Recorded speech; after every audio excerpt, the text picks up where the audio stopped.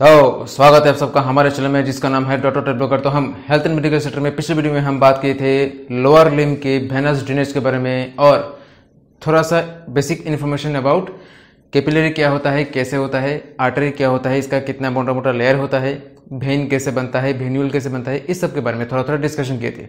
तो वो वीडियो अगर आप लोग नहीं देखे हो तो आई बटन में क्लिक करिए और जाके देख लो। आज का टॉपिक बहुत छोटा है, इनफैक्ट आज का वीडियो बहुत छोटा है। तो इस टॉपिक में हम बात करेंगे इन्फीरियर वेना कावा के बारे में। ठीक है, इन्फीरियर वेना कावा क्या है एक्चुअली, जो मैंने पिछले वीडियो में बात किया था। राइट साइड का कॉमन इलियक और लेफ्ट साइड का कॉमन इलियक, दोनों कॉमन इलियक मिलके नंबर 5 मतलब 5 नंबर लंबर वर्टिब्रा के जो लेवल होता है उस लेवल में आके ये दोनों फॉर्मेशन करता है या ये दोनों के जरिए बनता है आपका इन्फीरियर वेना कावा। ठीक है, अब इन्फीरियर वेना कावा फॉर्मेशन होने के बाद ये सीधा ऊपर उठते उठते जो हमारा दिल है, हार्ट का 4 चैम्बर होता है। ठीक है, एक right atrium, left atrium, right ventricle, left ventricle. ये जो राइट एट्रियम होता है राइट एट्रियम में घुस जाता है। अब आपको पता है क्योंकि हमारे चेस्ट और एब्डोमेन के बीच में मतलब हमारे छाती और पेट के बीच में रहता है एक डायफ्राम मसल। अगर डायफ्राम मसल ऐसा है तो इन्फीरियर वेना कावा कैसे जाएगा? जैसे मैंने पुराने वीडियो में बात किया था, थोरासिक एओर्टा जब एब्डोमिनल एओर्टा बनते बनते नीचे जाता है तब डायफ्राम के बीच में एक छोटा सा छेद होता है। ठीक है, इस छेद से घुस जाता है थोरासिक एओर्टा। ठीक इसी तरह जो हमारा इन्फीरियर वेना कावा है इसको भी ऊपर उठने के लिए एक छेद होता है।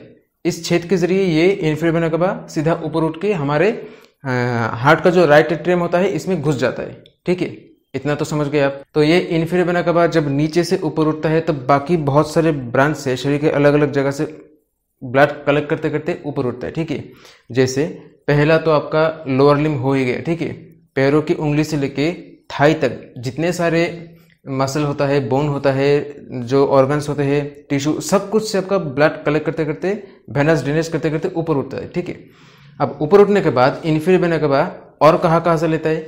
ये जो हमारा लंबर वर्टिब्रा होते हैं, ठीक है, कमर का हड्डियाँ, ठीक है, लंबर वर्टिब्रा इसके जो आपका 2 नंबर, एक मतलब 1 नंबर, 2 नंबर, 3, 4, 5 ये जो लंबर वर्टिब्रा है, इस बोन का जो इस बोन का जो वेनस ड्रेनेज होता है वो भी आपका लंबर वेन के जरिए इन्फीरियर वेना कावा से जुड़ता है। ठीक है, अब ये लंबर वेन क्या होता है, राइट साइड में जो आ रहा है वो डायरेक्टली घुस जा रहा है। लेफ्ट साइड से जो आ रहा है, लेफ्ट साइड वाला कभी कभार किडनी का जो एक वेन होता है, रेनल वेन, उसके साथ जुड़ जाता है। ठीक है, कभी कभार नहीं जुड़ता है, डायरेक्ट होता है, कभी कभार जुड़ जाता है। एनीवे उसमें लिए कोई तकलीफ नहीं होता है, वो एक नॉर्मल चीज है। ठीक है, अब जो लड़के लोग होते हैं, लड़के लोगों का जो अंडा होता है टेस्टिस का जो बहुत सारा ब्रांच होता है, इससे आपका जैसे टेस्टिस में बहुत कुछ पार्ट आता है, जैसे एपिडिडाइमिस, पेम्पिनिफॉर्म प्लेक्सस, ये बहुत कुछ होता है जो हम ऑर्गन वाले चैप्टर में बात करेंगे। ठीक है, टेस्टिस का जो ब्लड ड्रेनेज होता है वो भी कलेक्ट करता है आपका टेस्टिकुलर वेन से आपका इन्फीरियर वेना कावा तक। ठीक है, लड़कों का 2 अंडा होता है, एक राइट साइड में, एक लेफ्ट साइड में।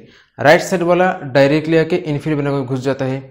लेफ्ट साइड वाला क्या होता है, किडनी का जो वेन होता है, रेनल वेन, इसमें आके जुड़ जाता है।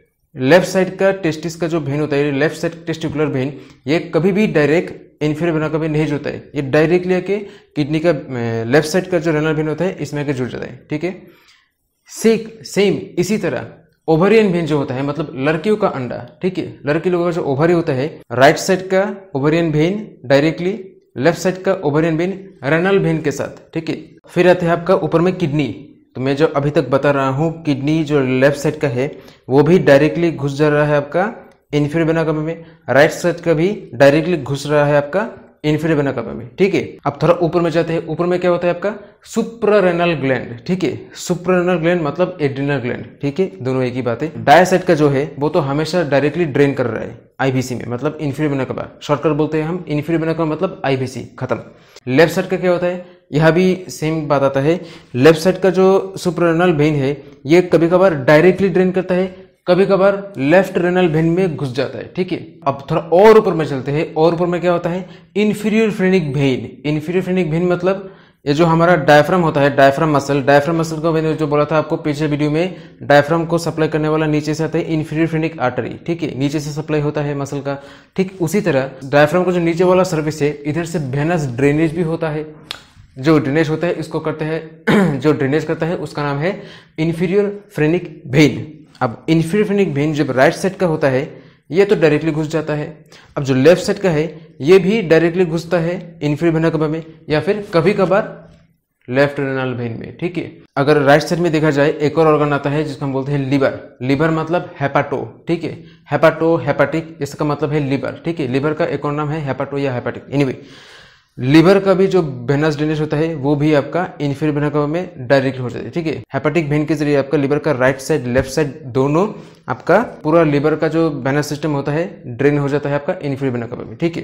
तो अब इस पॉइंट में आके आप लोगों के दिमाग में ये सवाल उठ रहा है कि मैंने अभी तक स्टमक, स्प्लीन, इंटेस्टाइन, पैंक्रियास, इस सब ऑर्गन के वेनस सप्लाई के बारे में अभी तक कुछ बोला ही नहीं, ठीक है। मैं बोलूंगा भी नहीं आज के वीडियो में, क्योंकि ये सब जो ऑर्गन्स होते हैं, इंटेस्टाइन, फिर पेंक्रियास, स्टमक, फिर ड्यूडिनम, स्प्लीन, इन सब का जो वेनस ड्रेनेज होता है उसका अलग सा पार्ट होता है, ठीक है। ये अलग सा ही सिस्टम के अंदर में होता है। इसको हम कहते हैं पोर्टल वेनस सिस्टम, ठीक है। तो पोर्टल वेनस सिस्टम एक अलग सा टॉपिक है, इसलिए बहुत बड़ा टॉपिक है, इसके लिए अलग सा वीडियो बनाना पड़ेगा, तो मुझे थोड़ा वक्त चाहिए। आज के लिए बस इतना ही। तो अगर आप लोगों को मेरा वीडियो थोड़ा अच्छा लगता है तो लाइक करो, सब्सक्राइब करो, शेयर करो जितना हो सके। फिर मिलेंगे कुछ नया टॉपिक लेके, तब तक के लिए बाय।